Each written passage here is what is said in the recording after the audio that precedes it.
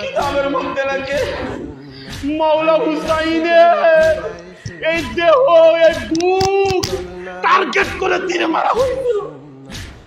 যখন হুরমালা মাওলা হুসাইনের বুক টার্গেট করে তীর মারা, তীর শুনল কোলের মধ্যে মাওলা নিয়ে 6 মাসের শিশু। উনি দেখলেন তীর আসতেছে, তীর আসতেছে। মাওলা রিয়াজুল্লাহ উনি কোলের মধ্যে শোয়া অবস্থায় ছিলেন। বাবার শরীরের তীর ঠেকানোর জন্য কোলের মধ্যে মাওলা আলী আসগর বাবার তীর ঢুকার আগে উনি ওনার গলা টান করে দিলেন। উনি ওনার আগায় গেলেন, বসে পড়লেন। কিতাবের মধ্যে লেখে মাওলা আলী আসগর শোয়া অবস্থায় ছিলেন।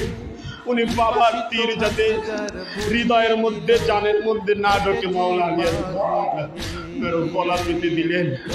গলা পেতে দেওয়ার পরেও তীর গলা ভেদ করে মাওলা হুসাইনের বাহুর মধ্যে ডুবে গেল। সঙ্গে সঙ্গে মাওলা আলী আসগরের জবান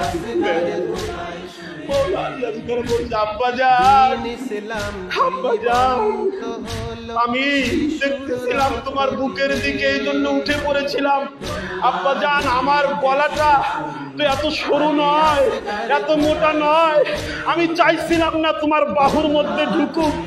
আমি গলা পেতে দিয়েছিলাম যে আমি থাকতে মাওলা তোমার শরীরে আমি কোনো আঁচ পড়তে দেব না, ব্যথা দুলিতেছে শূন্য আলী আসগর ধোলাই শুয়ে, দোলনা দুলিতেছে শূন্য।